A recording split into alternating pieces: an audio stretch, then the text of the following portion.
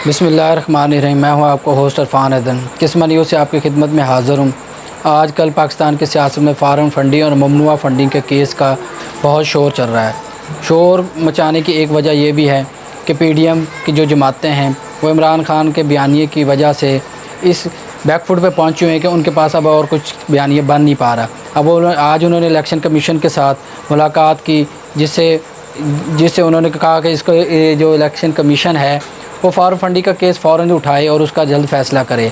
और इसकी टाइमिंग कितनी अजीब व गरीब है कि 2-3 दिन से फ़ॉरेन फंडिंग केस का हवाले से हमज़ा शहबाज ने भी बात की, शहबाज शरीफ ने भी बात की, पीडीएम के सारे रहनुमाओं ने इस पर बात भी की। बात करने के बाद और इतनी टाइमिंग है कि साथ में बरतानिया अखबार जो फाइनेंशियल टाइम है उन्होंने एक स्टोरी ब्रेक कर दी। हालांकि जो स्टोरी में ब्रेक किया गया है कि 2.3 मिलियन डॉलर जो पाकिस्तान में मुंतकिल हुए हैं पीटीआई की तरफ, ठीक है। और इसी तरह अबराज ग्रुप है, उन्होंने 1.3, ये दोनों मिल के 1.3 जो मिलियन डॉलर पाकिस्तान में पीटीआई को ट्रांसफ़र किए गए हैं, वो पीटीआई ने अपने अकाउंट्स में डेफिनेटली वो डिक्लेयर किए हुए हैं और उसमें कोई दो राय नहीं है। अब ये सोचने वाली बात है कि इस सारी स्टोरी के पीछे यकदम बरतानवी अखबार ने ये ब्रेक क्यों कर दी स्टोरी, और ये इसकी टाइमिंग इतनी क्यों थी। ज़ाहिर दुबई में जरदारी साहब गए हैं, जरदारी साहब ने भी 2-3 दिन वहाँ पे काम किया इसी स्टोरी को फ़ॉरेन फंडिंग पे। जरदारी साहब ने बहुत ज़्यादा काम किया, उन्होंने इस चीज़ों को लेके चले ताकि आगे जाके पता चले। अब जैसे अवाम में जाते हैं वो बयानी बिक नहीं रहा। अब क्या आपको सोचने वाली बात है कि ये फ़ॉरेन फंडिंग केस से इमरान खान घर चला जाएगा, उसकी पार्टी तहलील हो जाएगी? ये वो क्वेश्चन है जो अभी उनके जवाब आने हैं। लेकिन आम लोगों के लिए ये मैं बताना चाह रहा हूँ, हम लोगों को और जो इलेक्शन कमीशन के रूल्स को जानते हैं, जैसे कि पहले 1976 के एक रूल था, पार्लिमानी एक्ट को चेंज किया गया, फिर पार्टी एक्ट 2002 लाया गया, उसके साथ 2017 का जो एक्ट है, जो एक्ट इलेक्शन कमीशन एक्ट के तहत कोई भी गैर मुल्की हुकूमत या गैर मुल्की रियासत से फ़ंड ले और उस पे वो पार्टी चले, उसको बैन किया जाता है। उसको बैन करने के लिए भी ये है कि जो वफाकी गवर्नमेंट होती है वो गज़ट नोट शाये करती है और 15 दिन के अंदर अंदर उसने सुप्रीम कोर्ट में वो रेफरेंस भेजना होता है। सुप्रीम कोर्ट ने उस पर सारे एविडेंस कलेक्शन करने के बाद उस पर डिसीजन देना होता है कि ये पार्टी फ़ॉरेन फंडिंग है। अगर फ़ॉरेन फंडिंग होगी तो तब वो पार्टी तहलील होगी, उसका सिंबल ख़त्म हो जाएगा, उस पर बैन कर दिया जाए। जैसे कि जो आज की एएनपी है वो पहले नेशनल अवामी पार्टी होती, तो उसको फ़ॉरेन फंडिंग बेस पे बैन किया गया था। अब यहाँ पे एक दिलचस्प बात यह है कि इतना कुछ होने के बावजूद, सारा कुछ करने के बावजूद इमरान खान ज़िमनी इलेक्शन में 15 सीटें जीत के पंजाब गवर्नमेंट बना लेता है। आज के दिन थोड़ी देर बाद स्पीकर जो है डिप्टी स्पीकर पंजाब, उसका भी वोटिंग हो रही है, उसका भी रिज़ल्ट आ जाना है। ये सारा कुछ करने के बावजूद वो इमरान खान को बीट नहीं कर पा रहे और इस पे उन्होंने अबराज ग्रुप का सहारा लिया। अबराज ग्रुप वो ग्रुप है जिसने 2017 में नवाज शरीफ को भी फंडिंग की। अब जो आरफ नकवी है, क्या सोचने वाली बात है कि क्या आरफ नकवी ने सिर्फ पीटीआई को फंडिंग की या किसी और जमात को भी की? आरफ नकवी ने पीटीआई को भी फंडिंग की, मुस्लिम लीग नून को 2017 में फंडिंग की, यहाँ तक कि उन्होंने ओबामा जो अमेरिकन सदर था उसको भी फंडिंग की। इसका मतलब ये है कि वो जो भी पॉलिटिकल बंदे होते हैं, जो नई जमात आ रही है या जो लोग गवर्नमेंट में आना चाह रहे हैं, वो उसको फ़ंड रेजिंग में उनकी हेल्प करते हैं। क्योंकि पाकिस्तान में ये ट्रेंड नहीं है कि वॉलंटरी या इस तरह के डोनेशन लेके पार्टी को बनाया जाए। ये सारे अपनी टिकट सेल करते हैं, टिकट 2-2, 3-3 करोड़ के टिकट देते हैं, फिर उस पर ये सारे मामला चलते रहते हैं। अब दिलचस्प बात और सोचने वाली बात यह है कि इतना कुछ होने के बावजूद, सारा कुछ होने के बावजूद आखिर पीडीएम की जमात फ़ॉरेन फंडिंग केस पे ही क्यों रुके? हालांकि आपको मैं बताता जाऊं, ये बेसिकली फ़ॉरेन फंडिंग केस नहीं है, ये ममनुआ फंडिंग केस है। फ़ॉरेन फंडिंग केस, अब आइन का जो है आर्टिकल 2 और 4 जो है उसमें लिखा गया है कि जो ममनुआ फंडिंग क्या होती है और फ़ॉरेन फंडिंग क्या होती है। ठीक है, ममनुआ फंडिंग में ज़्यादा से ज़्यादा जो पीटीआई को सज़ा हो सकती है वो जो फ़ंड किए गए हैं, मतलब $200, $2000 या $2 लाख लगा लें या 1.3 मिलियन लगा लें, अगर वो साबित हो जाए कि वो ममनुआ फंडिंग है, मसलन जैसे कि मरीम नवाज़ साहिबा ने भी कहा था के इसराइली और इंडियन जो फॉरेनर थे उन्होंने फंडिंग की है। मतलब एक का $50 शो हो रहा था, एक का $45 शो हो रहा था। अगर ये चीज़ें साबित भी हो जाएं तो तब भी पीटीआई पे कोई बैन नहीं लगता, इनकी सिंबल पे कोई बैन नहीं लगता, ना ही इमरान खान हमेशा के लिए घर जा सकते हैं। उसकी रीज़न कि क्योंकि एक ये लॉ पास हुआ है, आइन में मौजूद है कि फ़ॉरेन फंडिंग क्या और ममनुआ फंडिंग क्या। और ये जो चीज़ें हैं ये पीटीआई ने अपने जो डिक्लेरेशन है, जो इलेक्शन कमीशन को हर साल ऑडिटर के ऑडिट के बाद ऑडिटर जनरल की रिपोर्ट के साथ जमा करवाया जाता है, उसमें ये जमा करवाई गई।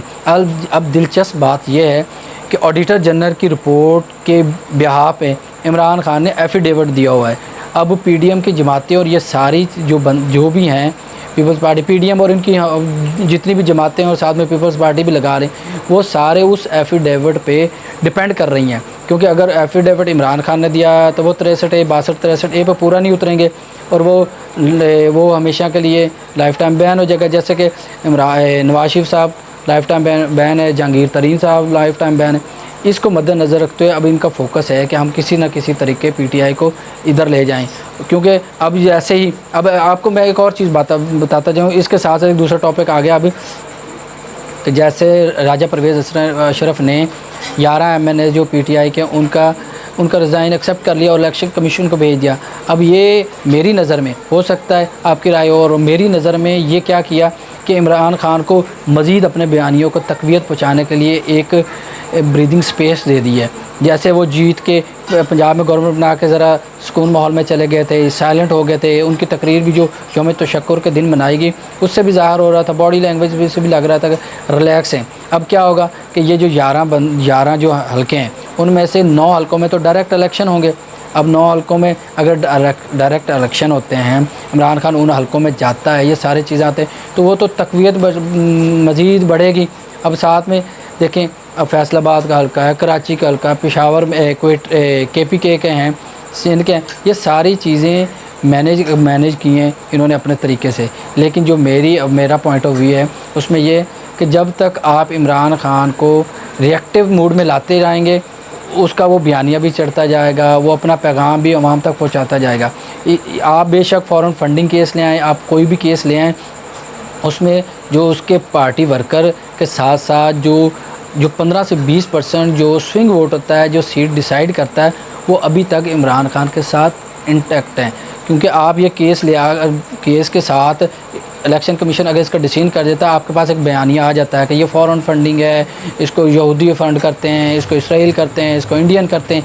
ये बयानिया लेके आप आवाम के पास तो आ सकेंगे। लेकिन चूँकि आप लोग जो पीडीएम वाले थे वो महंगाई के अगेंस्ट आए थे कि इमरान खान ने महंगाई बहुत कर दी। अगर आपने इमरान खान का मुकाबला करना है, मेरी राय जो मैं समझता हूँ, जो मैं आम आवाम में उठता बैठता हूँ, अब से थोड़ी देर बाद हमने फिर आवाम में जाना है, मैंने उधर एक और प्रोग्राम भी करना है, उसमें यही चीज़ कंसिडर होनी है कि आया कि ये जो महंगाई मार्च करने वाले थे, जो महंगाई को ख़त्म करने आए थे, ये महंगाई को कंट्रोल कर पाएंगे कि नहीं कर पाएंगे। अगर आप लोग महंगाई को कंट्रोल करते हैं, ये सारी चीज़ें करते हैं, तो फिर ये आपके लिए ज़्यादा आसान हो जाएगा बनिस्बत के आप फ़ॉरेन फंडिंग केस पे चले जाएं, ममनुआ फंडिंग केस पे चले जाएं।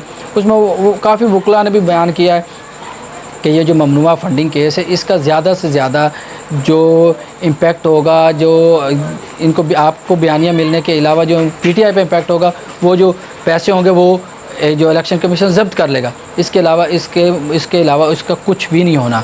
अब जैसे फ़राख हबीब ने भी प्रेस कॉन्फ्रेंस की, पीडीएम की जमातों ने भी प्रेस कॉन्फ्रेंस की है। पीडीएम जमातें तो पिछले 3-4 दिन से इसी बात पे ज़ोर दे रही है ना कि फ़ॉरेन फंडिंग केस, ममनुआ फंडिंग केस, इसका डिसीजन आना चाहिए, ये आना चाहिए, वो आना चाहिए। जैसा कि पीटीआई का स्टैंड है कि ये फ़ॉरेन फंडिंग केस को 2014 से ये चल रहा है। 2018 में स्क्रूटनी कमेटी बनाई गई जिसमें पीटीआई का भी केस शामिल है, पीपल्स पार्टी का भी शामिल है, नून लीग का भी शामिल है। ये फ़ॉरेन फंडिंग केस के हवाले से बनी है। स्क्रूटनी कमेटी ने अब वो रिपोर्ट बना के पार्टियों के हवाले कर दिए। अब वो अपने इलेक्शन कमीशन के पास चले गए हैं, वो उनके मुताबिक अपने जवाब जमा करवा रहे हैं। अब आलमोस्ट ये डिसीजन आने के करीब है, लेकिन पीटीआई इस पे स्टैंड किए हुए हैं कि ये जो फ़ॉरेन फंडिंग केस है या ममनुआ फंडिंग, बेसिकली ये ममनुआ फंडिंग केस है, क्योंकि फ़ॉरेन फंडिंग केस के मुताबिक जाएं तो ये चीज़ें और आगे लिंगर ऑन होंगी। उसमें एक सबसे ज़्यादा फैक्टर ये आ जाएगा कि ये जो नवाज़ शरीफ को 2017 में आरिफ नकवी ने, अबराज ग्रुप ने दिए फ़ंड दिए, वो किस ज़मन में दिए हैं। जैसे उसामा बिन लादेन साहब ने बेनज़ीर के ख़िलाफ़ नवाज़ शरीफ को फ़ंड किया, वो किस फंडिंग में आएगी। इसी तरह आगे चलते जाएँ तो असद दुरानी थे जो ISI के हेड, उन्होंने, बल्कि वो केस तो सुप्रीम कोर्ट में भी चला गया, वहाँ पे भी सारा उसका डिसीजन भी हुआ कि वो जो असद दुरानी साहब ने, ISI ने जो पैसे नवाज़ शरीफ को दिए वो किस मद में दिए।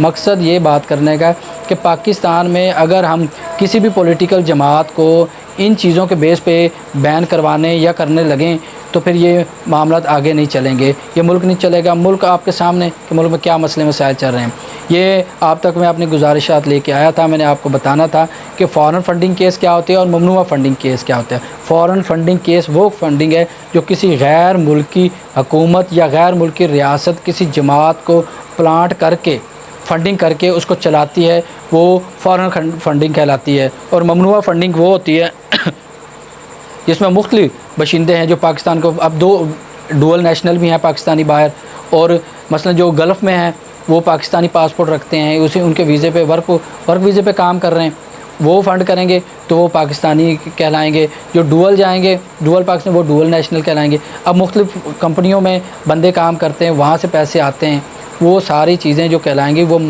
वो कहलाएंगे फ़ॉरेन फंडिंग। लेकिन वो बेसिकली फ़ॉरेन फंडिंग नहीं आती, क्योंकि वो पाकिस्तानी ही डुअल नेशनल दे रहे होते हैं, इसलिए उनको उससे PTI या किसी भी जमात को नुकसान नहीं। हाँ, अगर इसराइल, इंडियन या कुछ गवर्नमेंट या दूसरे बंदे देते हैं फ़ंड तो वो ममनुआ फंडिंग में आती है, फ़ॉरेन फंडिंग में आएगी, ममनुआ फंडिंग में आएगी, फ़ॉरेन फंडिंग में नहीं आएगी। अब ये थे मैंने अब तक के लिए आपसे गुजारिश की है, आप देखें, समझें और इसके मुताबिक जैसा ही फ़ैसला आएगा फिर हम इस टॉपिक में मज़ीद बात करेंगे। अब तक के लिए किस्मा न्यूज़ से इरफान, कैमरामैन अबू बकर के साथ, खुदा हाफिज़।